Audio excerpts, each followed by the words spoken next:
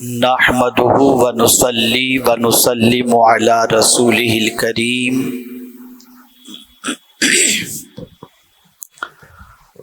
اما بعد فاعوذ باللہ من الشیطان الرجیم بسم اللہ الرحمن الرحیم قال النبی صلی اللہ تعالی علیہ وسلم لا يؤمن احدكم حتى اكون احب اليه من والده وولده والناس اجمعين صدق رسول اللہ صلی اللہ تعالی علیہ وسلم الصلاة والسلام علیک یا رسول اللہ الصلاة والسلام علیک یا حبیب اللہ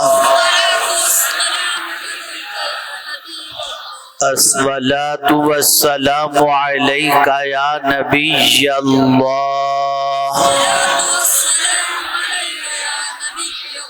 الصلاة والسلام علیک یا نور اللہ وعلى آلك وأصحابك يا حبيب الله وعلى آلك وأصحابك يا ربي الله صلى الله تعالى عليك وسلم صلى الله عليك وسلم قوت عشق سے ہر پست کو بالا کر دے قوت عشق سے ہر پست کو بالا کر دے دہر میں اس میں محمد سے اجالا کر دے صلی اللہ تعالی علیہ وسلم اے عشق تیرے صدقے جلنے سے چھوٹے سستے اے عشق تیرے صدقے جلنے سے چھوٹے سستے جو آگ بجھا دے گی وہ آگ لگائی ہے سبحان اللہ میرے پیارے آقا صلی اللہ تعالی علیہ وسلم کے پیارے دیوانوں، ہم اور آپ اس وقت سنی بڑی مسجد مدن پورہ میں رحمت عالم نور مجسم فخر آدم و بنی آدم صلی اللہ تعالی علیہ وسلم کی بارگاہ بے کس پناہ میں خراج عقیدت پیش کرنے کے لیے حاضر ہیں۔ ماہ ربیع النور شریف ہے، آقا کریم صلی اللہ علیہ وسلم کی آمد کا مہینہ ہے اور پوری دنیا میں غلامان رسول رحمت صلی اللہ علیہ وسلم کی آمد کی خوشیاں منا رہے ہیں۔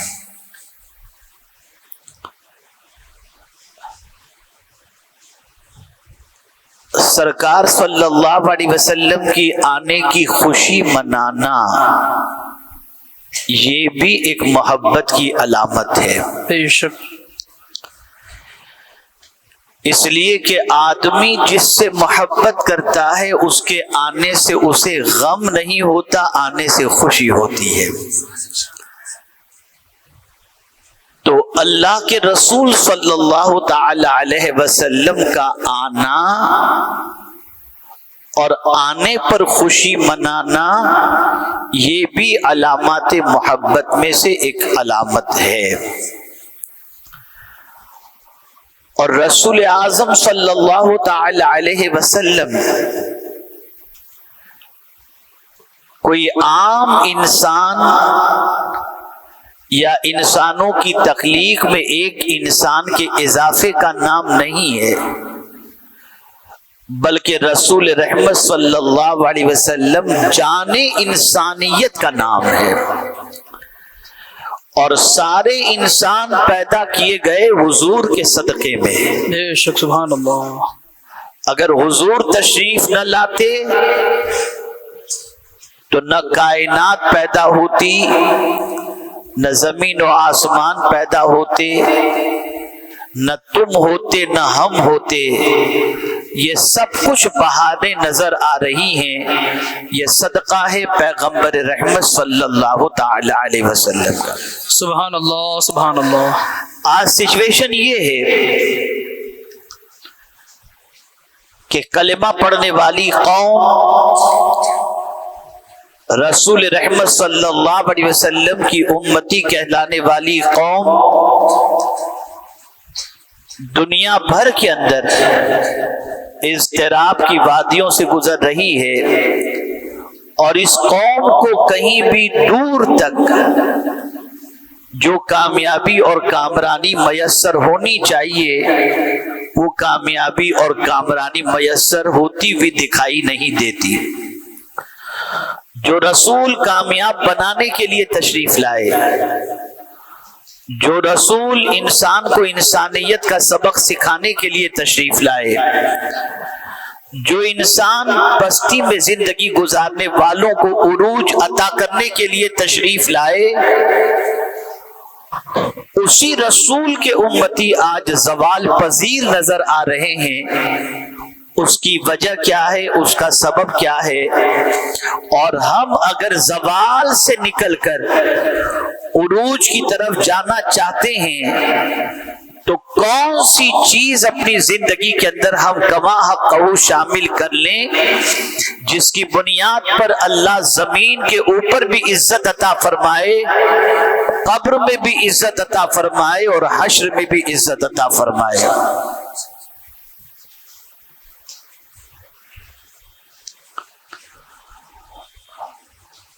تو میرے پیارے آقا صلی اللہ تعالی علیہ وسلم کے پیارے دیوانوں،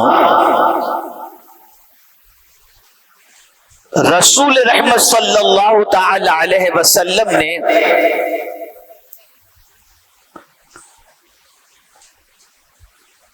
کامل مومن ہونے کے لیے جو بات ارشاد فرمائی اسے دل و دماغ کے اندر محفوظ کر لیں، اس لیے کہ جب تک کہ کامل ایمان ہمارے پاس نہیں ہوگا ہمیں کامیابی نصیب نہیں ہو سکتی۔ اس لیے کہ قرآن نے کہا وَأَنْتُمُ الْأَعْلَوْنَ إِن كُنتُم مُؤْمِنِينَ، کامیاب تم ہی رہو گے اگر تم کامل مومن ہو جاؤ۔ بے شک۔ تو کامیابی کمال ایمان کے ذریعے نصیب ہو سکتی ہے،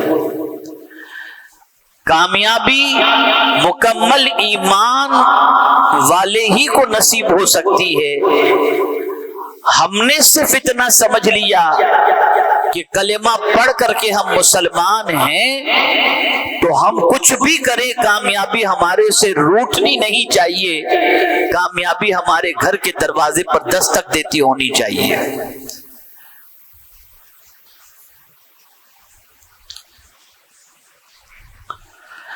تو رسول رحمت صلی اللہ تعالی علیہ وسلم نے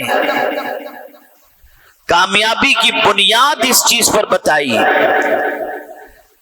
ایمان کامل کے سلسلے میں کنڈیشن جو ہے رکھی، وہ یہ بات کی رکھی کہ تم میں کا کوئی شخص اس وقت تک کامل مومن نہیں ہو سکتا جب تک کہ اپنے باپ، اپنے بیٹے اور سارے انسانوں سے زیادہ مجھ سے محبت نہ کرے۔ بے شک، سبحان اللہ۔ جب تک کلمہ پڑھنے والوں کے دلوں کے اندر رسول اعظم صلی اللہ علیہ وسلم کی محبت سارے انسانوں سے زیادہ نہیں ہوگی اس وقت تک ایمان مکمل نہیں ہو سکتا، اور جب ایمان مکمل نہیں ہوگا تو اس مومن کہلانے والے کو اللہ کامیابی عطا نہیں کرے گا۔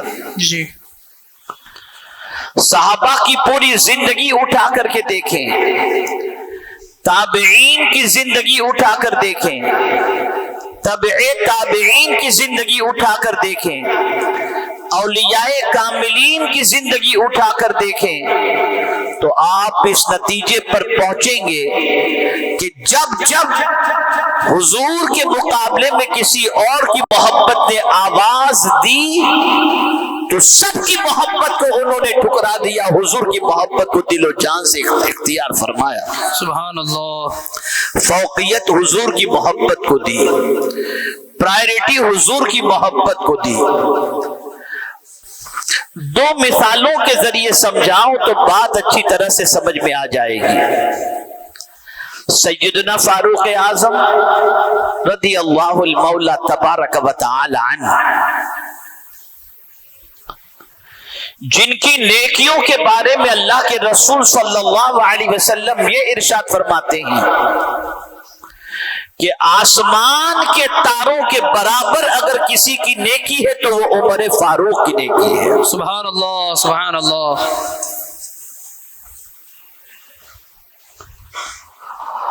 اور پیغمبر رحمت صلی اللہ علیہ وسلم ان کی عظمتوں کے بارے میں یہ فرماتے ہیں کہ عمر جس راستے سے گزرتا ہے شیطان وہ راستہ چھوڑ دیتا ہے۔ سبحان اللہ، سبحان اللہ۔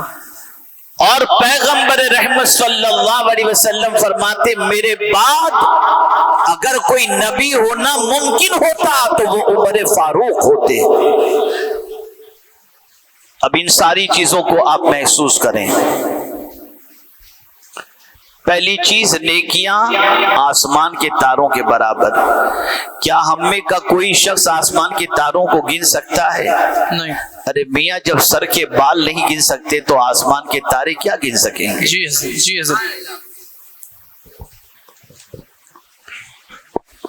کیا ہم میں کا کوئی ایسا ہے جو راستے سے گزرے تو شیطان راستہ چھوڑ دے؟ نہیں، بلکہ ہماری رگوں کے اندر خون کے ساتھ ساتھ شیطان دوڑتا ہوا نظر آتا ہے۔ لیکن وہی سیدنا فاروق اعظم رسول اعظم صلی اللہ علیہ وسلم کی بارگاہ کے اندر اپنی محبت رسول کی داستان پیش کرتے ہیں اور کیا کہتے ہیں؟ عرض کرتے ہیں حضور میں اپنی جان کو چھوڑ کر ہر چیز سے زیادہ آپ سے محبت کرتا ہوں۔ سبحان اللہ، سبحان اللہ۔ اپنی جان کو چھوڑ کر ہر چیز سے زیادہ آپ سے محبت کرتا ہوں۔ سرکار نے فرمایا عمر ابھی تمہارا ایمان مکمل نہیں ہوا۔ جی جی۔ یہ کس سے حضور کہہ رہے ہیں جن کی نیکیوں کی تعداد اتنی، اور وہ صرف اتنا کہہ رہے ہیں سارے انسانوں سے زیادہ حضور سے محبت کر رہے ہیں، لیکن صرف اتنا کہتے مجھے میری جان سب سے زیادہ محبوب ہے، جان کو چھوڑ کر ہر چیز سے زیادہ میں آپ سے محبت کرتا ہوں۔ سرکار نے فرمایا عمر تمہارا ایمان اس وقت تک مکمل نہیں جب تک کہ اپنی جان سے بھی زیادہ مجھ سے محبت نہ کرو۔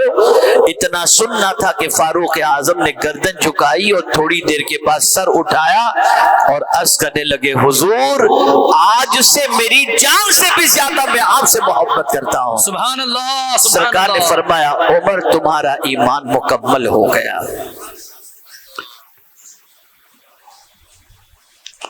یہ صحابی رسول کی بات عرض کر رہا ہوں۔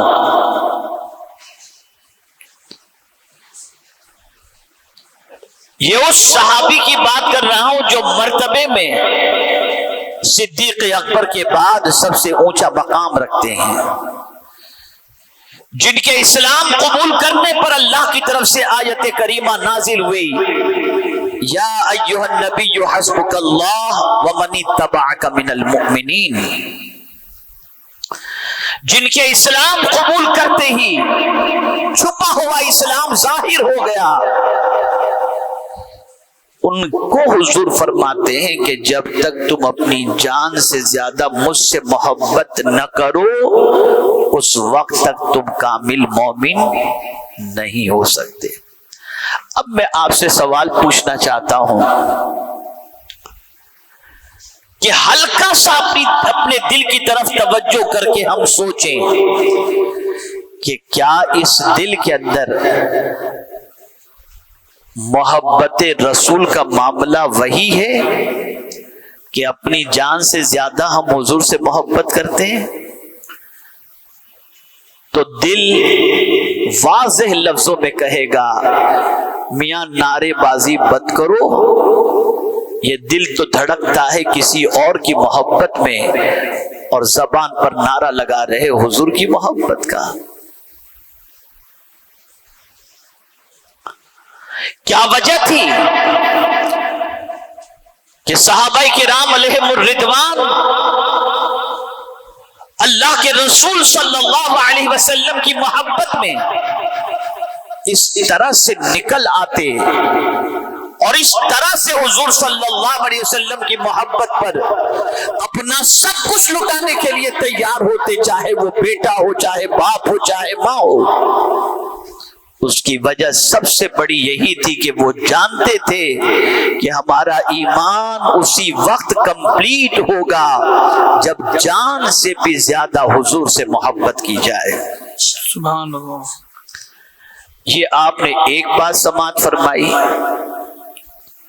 اب آئیے دوسرے واقعے کی طرف لے چلوں، اور یہ محبت رسول جو کمال ایمان کا ذریعہ ہے، صرف مردوں ہی کے لیے نہیں، عورتوں کے لیے بھی یہ چیز ہے کہ عورتیں بھی جب تک اپنی جان سے زیادہ حضور سے محبت نہ کریں ان کا بھی ایمان مکمل نہیں ہوتا۔ حضرت ابو سفیان رضی اللہ المولا تبارک و تعالی عنہ ابھی اسلام انہوں نے قبول نہیں کیا تھا، اور ان کی بیٹی کا نکاح اسلام قبول کرنے کے بعد ان کے رسول اعظم صلی اللہ علیہ وسلم کے ساتھ ہو گیا۔ زمانہ گزر چکا، بیٹی سے ملاقات ابو سفیان کی نہیں ہوئی تھی۔ ایک دن باپ کے دل میں بیٹی کی محبت نے انگڑائی لی اور باپ نے سوچا چلوں، چل کر کے ذرا مدینے جا کر بیٹی سے ملاقات کروں۔ بیٹی ام المؤمنین تھی، حضور صلی اللہ علیہ وسلم کی زوجہ تھی۔ ابو سفیان گئے، ابھی اسلام قبول نہیں کیا تھا انہوں نے، دروازے پہ دستک دی، بیٹی نے دیکھا باپ آیا ہوا ہے، دروازہ کھولا، لیکن بستر پر جیسے ہی بیٹھنے کے لیے گئے تو انہوں نے اپنا بستر سمیٹ لیا۔ باپ نے کہا بیٹی کیا تمہارا باپ اس بستر پر بیٹھنے کے لائق نہیں ہے؟ اب جواب سنیے، جواب میں کیا کہتی ہیں؟ جواب میں کہتی ہیں سنو، یہ نبی کا بستر ہے، اس پر کوئی ناپاک نہیں بیٹھ سکتا چاہے میرا باپ ہی کیوں نہ ہو۔ اللہ، یہ ہے محبت رسول، یہ ہے عشق مصطفیٰ صلی اللہ علیہ وسلم۔ کسی کی پرواہ نہیں محبت رسول صلی اللہ علیہ وسلم میں، کسی کی رعایت نہیں عشق مصطفیٰ صلی اللہ علیہ وسلم میں۔ اپنی جان کی بھی فکر حضور کی محبت میں نہ کرو، تب جا کر انسان کمال ایمان تک پہنچتا ہے اور اس کا ایمان مکمل ہوتا ہے۔ دو چیزیں میں عرض کروں گا، اس کو اچھی طریقے سے آپ سمجھیں۔ محبت کہتے کسے ہیں؟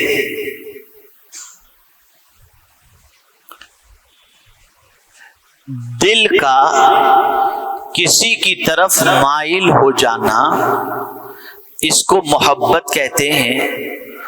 اور یہی مائل ہونا جب شدت اختیار کر لے کہ جس سے محبت ہوئی اس کی پوزیشن یہ ہو جائے کہ سوئیں تو بھی وہی نظر آئے، بیٹھیں تو بھی وہی نظر آئے، چلے تب بھی وہی نظر آئے۔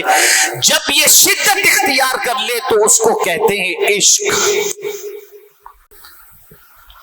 محبت جب شدت پیدا کر لے تو اسی کو کہتے ہیں عشق۔ اور عشق جب ہو جاتا ہے تو عشق انسان کو کمزور نہیں طاقتور بنا دیتا ہے. آپ کو مثال کے ذریعے سمجھاؤں.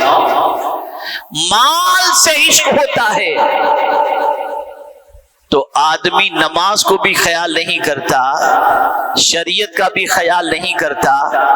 10 بجے کی ڈیوٹی ہے آفس کی تو 9 بجے سے تیار ہو کر بس اسٹاپ پہنچ جاتا ہے کہ ٹریفک میں پھنسا تب بھی بیفور ٹائم پہنچ جاؤں، اس لیے کہ مال کا عشق نیند قربان کرنے کے لیے تیار کر دیتا ہے. اگر کسی کو IPS IAS آفیسر بننا ہے، اس کا عشق اس کے اوپر سوار ہو گیا، یہ دھن سوار ہو گئی، تو پھر اس کی کیفیت یہ بنتی ہے کہ وہ اپنے کمرے سے نکلتا ہی نہیں ہے. رات و دن کتاب کے اوپر اپنا سر رکھ کر کتاب کو دیکھنے میں، پڑھنے میں اپنی زندگی گزار دیتا ہے. کیا دنیا میں ہو رہا ہے کیا نہیں ہو رہا اسے اس کی پرواہ نہیں ہوتی. وہ تو اپنے مستقبل کو دیکھ رہا ہوتا ہے، جس مستقبل کو پانے کے لیے وہ اپنی نیند قربان کرنے کے لیے بھی تیار ہے. یہ ہے اس کا عشق. دنیا میں ہر چیز کو آپ دیکھ لیجئے کہ جب عشق پیدا ہو جائے تو پھر محبوب کے علاوہ کوئی چیز نظر نہیں آتی، اور انسان اسی محبوب کے تصور کے اندر اپنی زندگی کے لمحات کو گزارتا ہے. یہ ہمارے طلبہ بیٹھے ہیں، حافظ بننے کا عشق، چھوٹی سی عمر میں گھر چھوڑ دیا، ماں باپ چھوڑ دیے، رشتہ دار چھوڑ دیے، کھیلنا کودنا سب کچھ چھوڑ دیا، ایک عمارت کے اندر آ گئے. اب صبح جب اٹھائیں تب اٹھ جانا، جتنا کھلائیں اتنا کھا لینا، جتنا پلائیں اتنا پی لینا، اور فکر ہے تو بس ایک ہی کہ ہم حافظ قرآن بن جائیں، عالم دین بن جائیں. سبحان اللہ سبحان اللہ. یہ عشق ہے جس نے ان کو قربانی دینے پر مجبور کیا. اور خوشی اس وقت ہوتی ہے جب حافظ کی دستار ملتی ہے، سند ملتی ہے، تب ان کی خوشی کی انتہا نہیں ہوتی. پھر وہ قربانی یہ کہتی بھی نظر آتی ہے کہ اے قربانی دینے والے تجھے سلام کہ تجھے بڑا اونچا تاج عطا کر دیا گیا. عشق قربانی چاہتا ہے. کوئی بھی چیز جس سے عشق ہو جائے، جس پر طبیعت مائل ہو جائے، وہ جب تک کہ پانے کی تڑپ اس کی پیدا نہ ہو جائے اور شدت اختیار نہ کرے، اس وقت تک عشق کامل نہیں ہوتا. اب آپ دیکھیں صحابہ کا عشق کیسا تھا. عشق کے اندر میں آپ کو بتاؤں 2 ہی چیزیں ہوتی ہیں، اسے ذہن میں رکھیے گا. یا تو عشق کے راستے کے اندر منزل کو پالو، یا عشق کے اندر منزل کو پانے کی بجائے راستے پر چلتے چلتے تمہاری جان چلی جائے. ان دونوں چیزوں پر اللہ نے اجر رکھا ہے. مثال کے طور پر آپ کو ہم کو عشق ہے کہ مدینہ دیکھیں، آپ کو ہم کو عشق ہے کہ حج کریں، دیوانگی ہے. کبھی آدمی عمر بھی نہیں دیکھتا، توانائی بھی نہیں دیکھتا، وہاں کی تکالیف کو بھی نہیں سوچتا. عشق ہے کہ حاجی بن جاؤں، عشق ہے کہ عمرہ کر لوں، عشق ہے کہ مدینہ دیکھ لوں. نکل پڑا آدمی. میرا رب کیا پیاری بات ارشاد فرماتا ہے. نہیں پہنچا وہاں تک، احرام پہنا، نکلا، ایئرپورٹ پہنچا، دم نکل گیا. مکے پہنچا، حج کی تاریخ آنے سے پہلے روح نکل گئی. قربان جائیے، عشق میں نکلے ہوئے اس بندے کے اجر کو رب ضائع نہیں فرماتا. رب فرماتا ہے وَمَن يَخْرُجْ مِن بَيْتِهِ مُهَاجِرًا إِلَى اللَّهِ وَرَسُولِهِ ثُمَّ يُدْرِكُهُ الْمَوْتُ فَقَدْ وَقَعَ أَجْرُهُ عَلَى اللَّهِ. جو شخص اللہ اور اس کے رسول کی طرف گھر سے نکلا اور راستے میں اسے موت واقع ہو گئی، منزل نہیں ملی، موت واقع ہو گئی۔ قرآن کہتا ہے اس کے لیے اللہ نے اجر رکھا ہے، اب ہر سال اس کے نام اعمال میں حج کا ثواب لکھا جاتا ہے۔ عشق لے گیا تھا، اور اگر پہنچ گیا تو پہنچنے پر اللہ فرماتا ہے وَمَن يُطِعِ اللَّهَ وَرَسُولَهُ فَقَدْ فَازَ فَوْزًا عَظِيمًا، جس نے اللہ اور اس کے رسول کی اطاعت کی اس نے بڑی کامیابی حاصل کر لی۔ اب اس کے سارے گناہ معاف، اس کی دعائیں قبول، کہ منزل اس نے پا لی۔ اے رسول اعظم صلی اللہ تعالی علیہ وسلم کے دیوانوں، عشق چاہتا ہے کہ قربانی دی جائے۔ اب عشق حضور سے کیوں کیا جائے؟ عشق کے اسباب کیا ہیں؟ تو کئی اسباب ہیں، میں ان اسباب کی طرف آپ کی توجہ کو مبذول کرانا نہیں چاہوں گا کہ قلت وقت کی بنیاد پر سارے اسباب پر روشنی نہیں ڈالی جا سکتی۔ ایک سبب پر میں آج روشنی ڈالوں گا۔ آدمی کو کسی سے محبت ہوتی ہے اس کے احسان کرنے کی بنیاد پر۔ کوئی احسان کرے تو اس کے احسان کی بنیاد پر انسان کے دل میں محبت ہوتی ہے۔ مثال کے طور پر آپ کے پاس ڈگری ہے لیکن بے روزگار ہیں آپ، کہیں سے آپ کو جاب نہیں مل رہی، اور کسی نے آپ کی جاب کا انتظام کر دیا، اور وہ بھی اچھی جاب۔ اب آپ سوچیں گے کہ اس کا مجھ پر احسان ہے کہ میں آج جو کما کھا رہا ہوں، میرے بچوں کی پرورش کر رہا ہوں، ان کو علم کے زیور سے آراستہ کر رہا ہوں، بچوں کی خواہش کو پوری کر رہا ہوں۔ میں تو مارا پھر رہا تھا، لیکن یہ صاحب نے میری ڈگری کی بنیاد پر مجھے جاب دلا دی، تو آج میں کھا پی رہا ہوں۔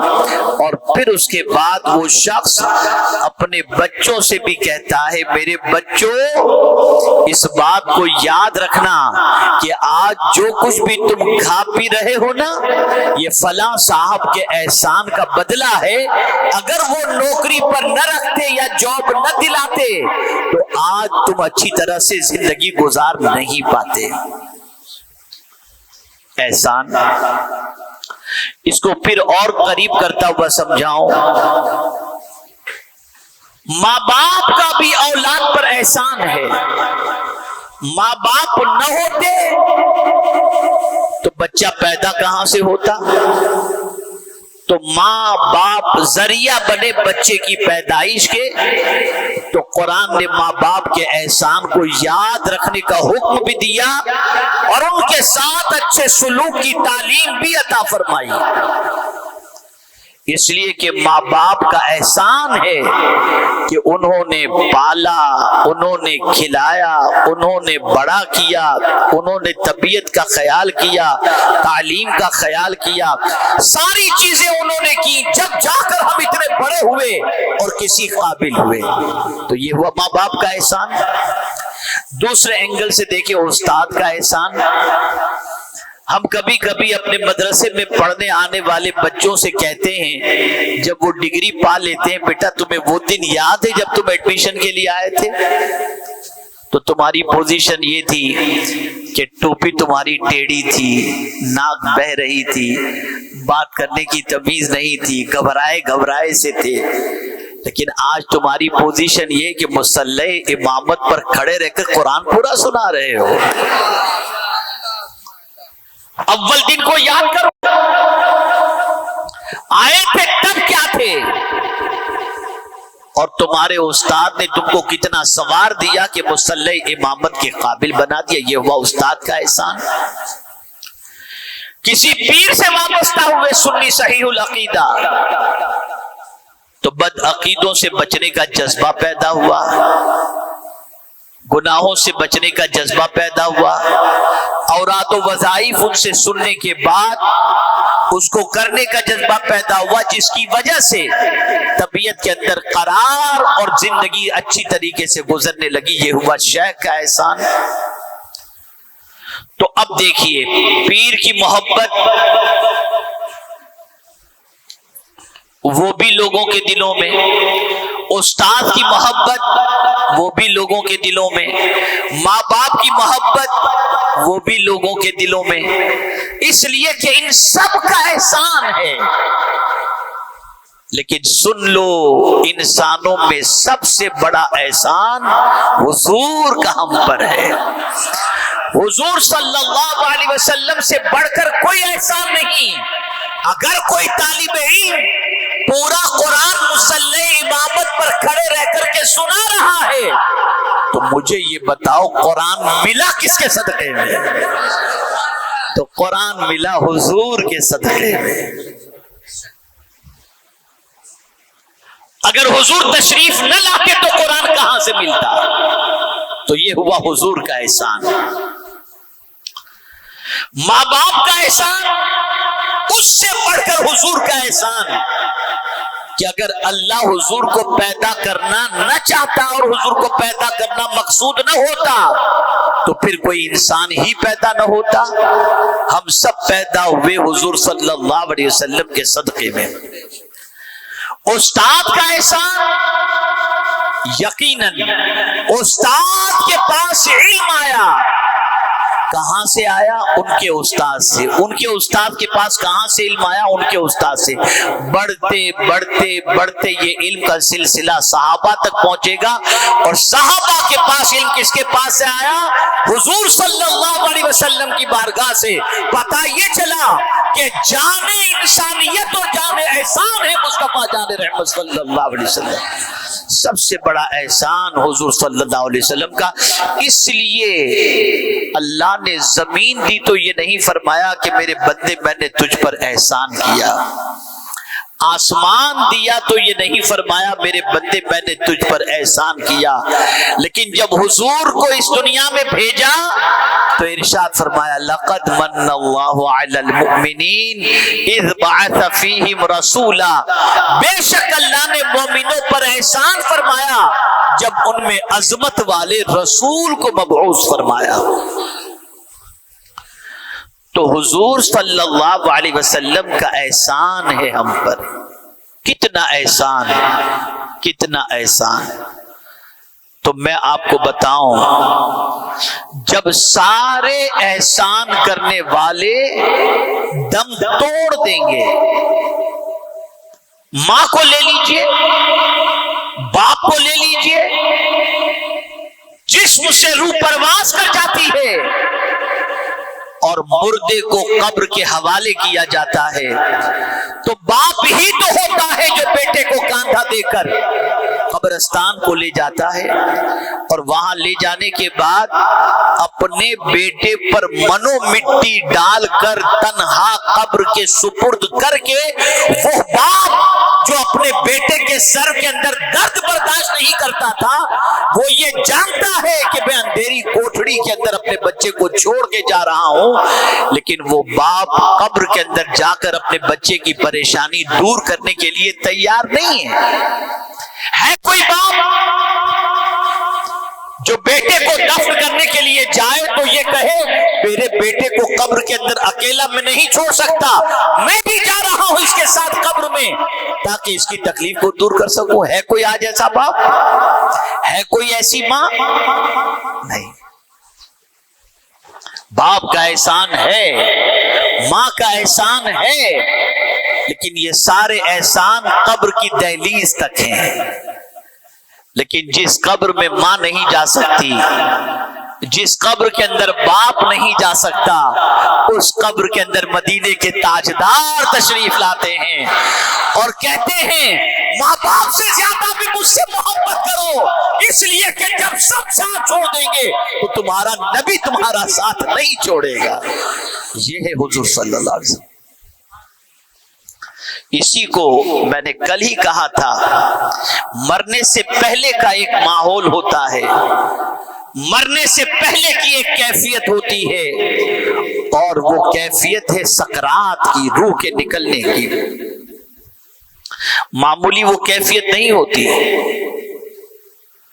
آقا کریم صلی اللہ علیہ وسلم فرماتے کسی پر 360 تلوار کی ضربیں لگائی جائیں اتنی تکلیف نہیں ہوتی جتنی جسم سے روح نکلتے وقت تکلیف ہوتی ہے۔ کبھی آپ نے سوچا کہ انسان کی روح کہاں سے نکلتی ہے؟ روح کے نکلنے کا سلسلہ کہاں سے شروع ہوتا ہے؟ روح کے نکلنے کا سلسلہ پیر سے شروع ہوتا ہے۔ پہلے انسان کے پیر سے روح نکلتی ہے، پھر آہستہ آہستہ پورے جسم سے ہوتے ہوئے پورے جسم سے روح نکلتی ہے، لیکن اسٹارٹ پیر سے۔ کبھی آپ نے سوچا یہ پیر سے روح کیوں نکلتی ہے؟ وجہ یہ ہے کہ جب پیر سے روح نکلے نا، پہلے اگر سر سے نکلتی تو بندہ بھاگنے کی کوشش کرتا، تو جن پیروں کے ذریعے وہ بھاگنا چاہتا ہے پہلے اسی سے روح نکال لی جائے تاکہ بندہ بھاگ نہ سکے، تاکہ بندہ بھاگ نہ سکے، اور اس کے پیر سے روح نکال لی جائے۔ اللہ اکبر! ایسی سچویشن کہ جو ایمان کے لیے بہت امتحان کی سچویشن ہوتی ہے، اس وقت بندہ اتنا پیاسا ہوتا ہے کہ فرمایا گیا 7 سمندر کا پانی بھی اسے پلا دیا جائے، اگر بے نمازی ہے تب بھی اس کی پیاس بجھے گی نہیں۔ 7 سمندر کا بھی پانی پلا دیا جائے تو وہ اتنا پیاسا ہوتا ہے روح کے نکلتے وقت کہ 7 سمندر کا پانی بھی اگر پلا دیا جائے تو اس کی پیاس نہیں بجھ سکتی۔ یہ ایک موت کے وقت کی سچویشن ہے۔ باپ کو کچھ خبر نہیں، ماں کو کچھ خبر نہیں، سب دیکھ رہے ہیں بیٹے کو، لیکن قربان میرے امام عشق و محبت پر کہ وہ جانتے ہیں کہ جب یہ سچویشن ہوگی تو اس وقت کون ہوگا جو کام آ سکتا ہے اور جس کی محبت کام آ سکتی ہے؟ تو اعلی حضرت کہتے یا الہی بھول جاؤں نزع کی تکلیف کو، شادی دیدار حسن مصطفیٰ کا ذات ہو۔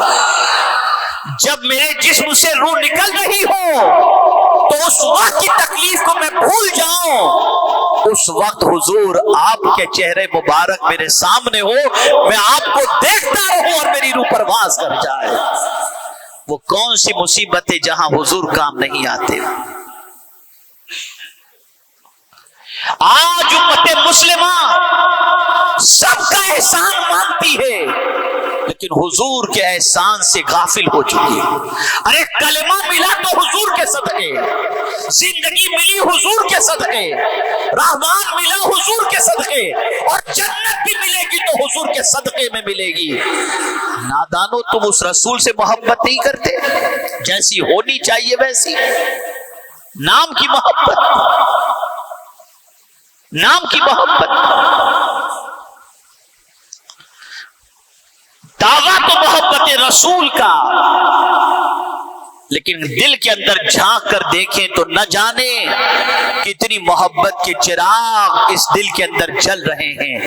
مال کی محبت، بدکاری کی محبت، گناہوں کی محبت، رشوت کی محبت، زنا کی محبت، شراب کی محبت، آوارگی کی محبت، نہ جانے کتنی محبتیں دل کے اندر موجود ہیں، اور زبان سے کہہ رہے ہیں ہم حضور سے محبت کرتے ہیں۔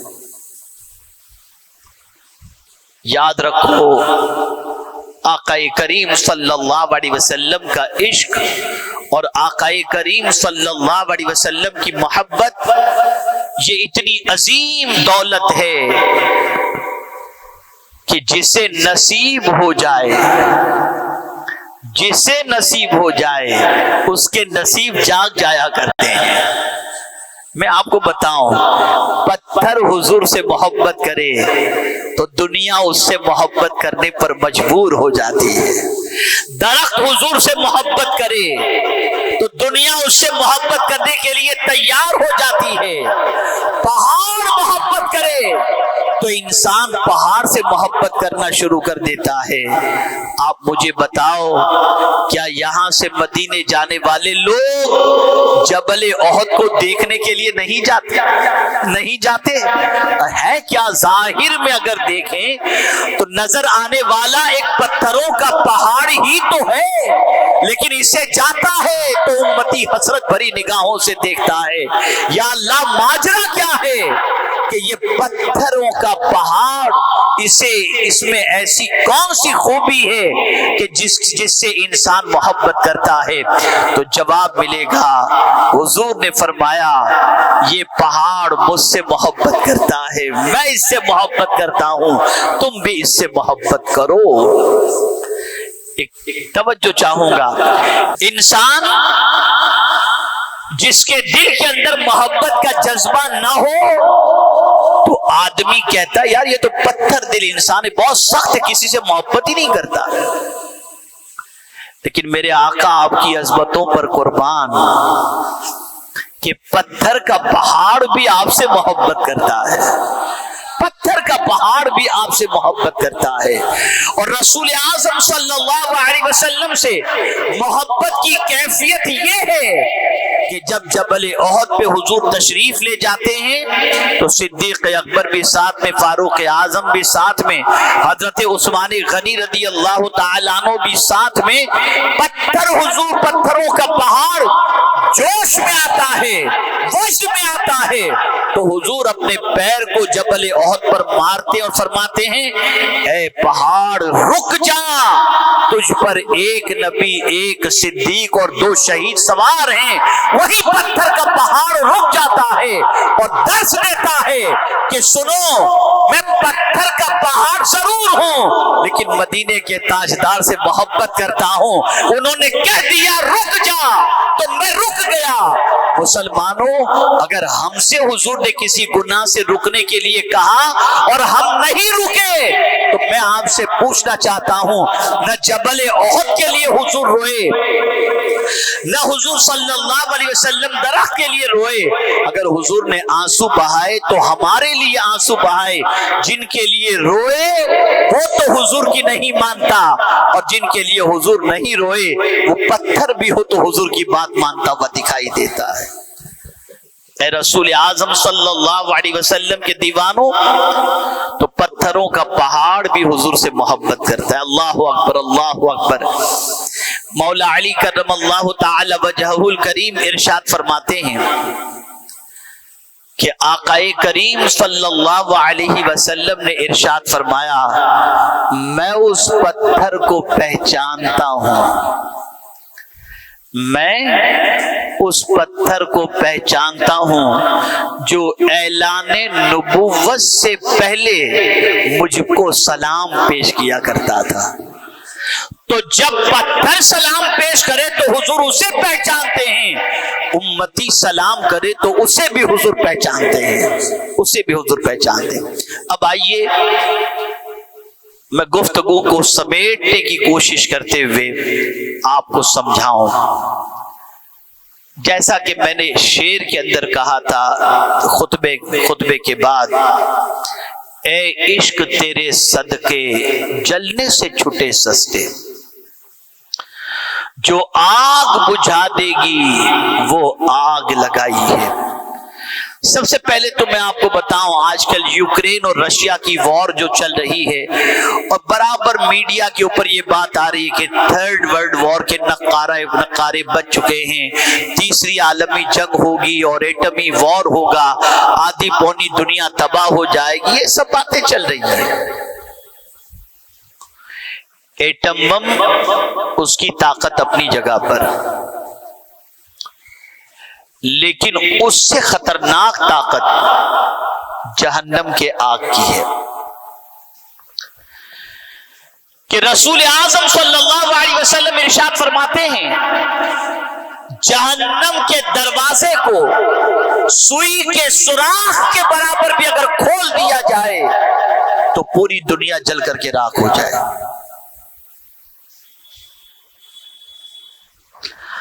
ایٹم بم سے بچنے کے لیے بنکر بنائے جاتے ہیں، زیر زمین مکانات بنائے جاتے ہیں تاکہ جب ایٹم بم کا حملہ ہو تو آدمی وہاں جا کے محفوظ ہو جائے. میں آپ سے پوچھنا چاہتا ہوں، ہر ایک کو پل صراط سے گزرنا ہے، اور پل صراط جہنم کے اوپر بنا ہوا ایک بریج ہے، ایک راستہ ہے، ایک پل ہے جس سے گزرنا ہے. کیا بہت چوڑا ہے؟ نہیں. بہت موٹا ہے؟ نہیں. فرمایا گیا بال سے زیادہ باریک اور تلوار سے زیادہ تیز یہ پل صراط ہے. ہر ایک کو اس سے گزرنا ہے. اور یہ بریج بنا کہاں ہے؟ پل صراط جہنم کے اوپر. نیچے جہنم کی آگ، اوپر بنا ہوا یہ پل صراط، اس کو کراس کرنا ہے، اس سے گزرنا ہے. اب میں آپ سے پوچھنا چاہتا ہوں، اگر نیچے دریا بہہ رہا ہو اور اوپر بریج بنا ہو اور ٹرین سے آدمی جاتا ہے تو بار بار دیکھتا ہے، نیچے دیکھتا ہے پھر منہ گھما لیتا ہے کہ کہیں گر نہ جاؤں، کہیں ٹرین پٹری سے اتر نہ جائے ورنہ انجام کیا ہوگا. ایک فکر ہوتی ہے، ایک پریشانی ہوتی ہے. اب میں آپ سے پوچھنا چاہتا ہوں کہ پل صراط جو اتنا باریک ہے اور نیچے جہنم کے دہکتے ہوئے شعلے ہیں، اس سے انسان کو گزرنا ہے. یہاں تک فرمایا گیا قدم رکھتے ہی لوگ کٹ کٹ کے نیچے گرتے چلے جائیں گے. بال سے زیادہ باریک ہے نا، تلوار سے زیادہ تیز ہے، کٹ کٹ کے نیچے گرتے ہوں گے، کوئی ادھر کوئی ادھر، یوں گرتے جاتے ہوں گے. لیکن جب وہ بندہ، توجہ چاہوں گا عشق کی طاقت، جب وہ بندہ جس کے سینے میں محبت رسول کا چراغ روشن ہے، جیسے ہی پل صراط پر قدم رکھے گا تو جہنم پکار اٹھے گا. کیا پکارے گا؟ اے غلام رسول، تیرے سینے میں جو محبت رسول کی آگ جل رہی ہے نا، کہیں میں اس سے بجھ نہ جاؤں، تیزی سے گزر جا. جہنم کی آگ ڈر رہی ہے اس سے جس کے سینے میں عشق مصطفیٰ کی آگ لگی ہے. تو میرے امام کہتے ہیں، اے عشق تیرے صدقے جلنے سے چھٹے سستے، جو آگ بجھا دے گی وہ آگ لگائی ہے. جو جہنم کی آگ کو بجھا دے وہ آگ میں نے میرے سینے کے اندر جلا لی ہے. تو جب جہنم جیسی آگ کو عشق مصطفیٰ کی آگ بجھانے کی طاقت رکھتی ہے تو دنیا کے ہر غم کو مٹانے کی طاقت بھی محبت رسول کی آگ رکھتی ہے. اس لیے فرمایا گیا اپنی جان سے بھی زیادہ حضور سے محبت کرو، سارے انسانوں سے زیادہ حضور سے محبت کرو. اور آخری جملہ عرض کر کے گفتگو ختم کرتا ہوں، جو حضور سے محبت کرتا ہے سب اس سے محبت کرتے ہیں. کالے رنگ والے سے کوئی محبت نہیں کرتا، حقلاتی زبان والوں سے کوئی محبت نہیں کرتا. اے بلال، آپ کی عظمتوں کو سلام کہ آپ سے ہم اس لیے محبت کرتے ہیں، ہم آپ کا رنگ نہیں دیکھتے، سینے میں محبت رسول کا جلوہ دیکھ رہے ہیں. یہ عشق ہے، یہ عشق ہے. درخت کے تنے سے محبت اگر ہے استوان حنانہ سے، وجہ یہی ہے کہ وہ حضور سے محبت کرتا تھا. اب آخری بات کو یعنی گفتگو کو سمیٹتے ہوئے عرض کروں، اگر دنیا ہم سے منہ پھیر رہی ہے تو وجہ یہ ہے کہ ہم نے عشق رسول سے منہ پھیر لیا، دنیا نے ہم سے منہ پھیر لیا۔ اگر ہم نے اپنا رخ مدینے کی طرف کر لیا ہوتا تو دنیا ہم سے منہ کبھی نہ پھیرتی۔ آج ضرورت ہے عشق مصطفیٰ کی شمع کو سینے میں روشن کرو، محبت رسول کے چراغ کو سینے میں روشن کرو، اور اپنے بیٹوں کو، اپنی اولاد کو جہاں بہت ساری چیزوں کی تعلیم دیتے ہو، ان ساری تعلیم سے پہلے سب سے پہلی تعلیم یہ دو کہ اپنے نبی کی محبت کی تعلیم اپنے بچوں کے سینے کے اندر پیدا کرو، کہ بچے حضور سے عشق کرو، بچے حضور سے محبت کرو۔ جب تک کہ یہ کیفیت پیدا نہیں ہوگی ہم کامیاب نہیں ہو سکتے۔ کل بھی ہماری کامیابی کا راز محبت رسول تھا، آج بھی کھوج وقار کو حاصل کرنے کا راز محبت رسول ہے۔ اگر ہم نے اس کے اندر سچائی کا دامن تھام لیا اور عشق مصطفیٰ صلی اللہ علیہ وسلم کا چراغ صحیح معنوں میں دل میں روشن کر لیا تو غم چہرہ پھیر لے گی، غم جو ہے چہرہ پھیر لے گا، پریشانیاں منہ موڑ لیں گی اور خوشیاں ہمارے دروازوں پر دستک دیتی نظر آئیں گی۔ اس لیے ہر خوشی چاہتی ہے، تلاش کرتی ہے کہ جس کے سینے میں حضور کی محبت ہو میں اسی طرف رخ کروں۔ اس لیے یاد رکھیں، اگر ہم یہ چاہتے ہیں کہ اللہ دنیا اور آخرت میں ہمیں کامیابی عطا فرمائے تو ہمیں چاہیے کہ آقا کریم صلی اللہ علیہ وسلم سے بے انتہا محبت کریں، اور جب محبت دل میں پیدا ہو جائے گی، عشق دل میں پیدا ہو جائے گا تو اب ایک صحابی کی بات حضور کی بارگاہ میں جو انہوں نے پوچھا تھا اور سرکار نے جو جواب دیا تھا وہ میں آپ کے سامنے عرض کر دوں۔ ایک صحابی حاضر ہوئے، عرض کرتے متی الساعہ یا رسول اللہ، اے اللہ کے رسول صلی اللہ علیہ وسلم قیامت کب قائم ہوگی؟ سرکار نے فرمایا اس کے لیے تو نے کیا تیاری کی ہے، کیا تیاری کی ہے؟ کہ حضور میرے دامن میں بہت زیادہ نمازیں نہیں ہیں، بہت زیادہ روزے نہیں ہیں، بہت زیادہ نفلی عبادتیں نہیں ہیں، فرائض کے بعد بس جو عبادتیں ہیں فرض اسے ادا کرتا ہوں، لیکن ایک چیز ہے سرکار وہ یہ ہے کہ میں اللہ اور اس کے رسول سے بے پناہ محبت کرتا ہوں۔ سرکار نے جب یہ سنا تو ارشاد فرمایا انت مع من احببت، تو قیامت کے دن اسی کے ساتھ ہوگا جس سے تو محبت کرتا ہے۔ اس طرح مجھے ایک حدیث یاد آ گئی، سبحان اللہ، ابھی آتے ہوئے میں گاڑی میں پڑھ رہا تھا، وہ حدیث سن لو اور اپنی قسمت پہ ناز کرو۔ حضرت ثوبان رضی اللہ تعالیٰ عنہ کہتے ہیں کہ ایک روز آقا کریم صلی اللہ علیہ وسلم دعا کر رہے تھے، اے اللہ مجھ سے محبت کرنے والوں سے ملا دے، اے اللہ مجھ سے محبت کرنے والوں سے ملا دے۔ تو حضرت ثوبان رضی اللہ تعالیٰ عنہ عرض کرتے ہیں یا رسول اللہ صلی اللہ تعالی علیہ وسلم، آپ سے محبت کرنے والے تو ہیں یہ سب، آپ کن سے ملنے کی بات کر رہے ہیں؟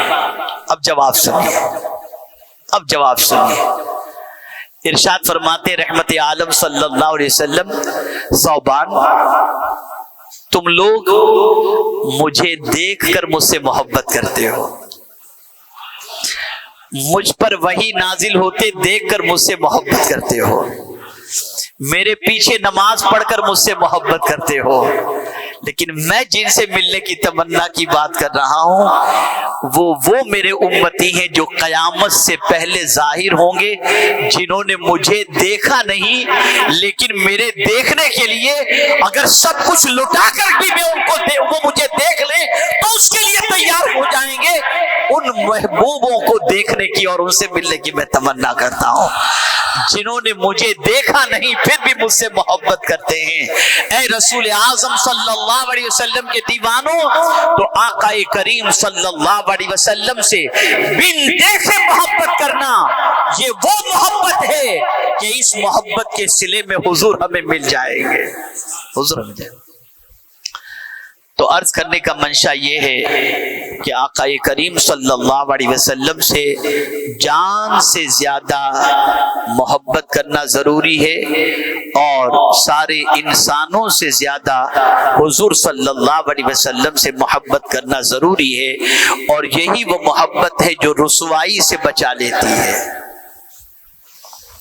دنیا کی دوسری محبتیں رسوا کر دیتی ہیں۔ میں آپ کو ایک مثال کے ذریعے سمجھاؤں گا تو بات سمجھ میں آ جائے گی۔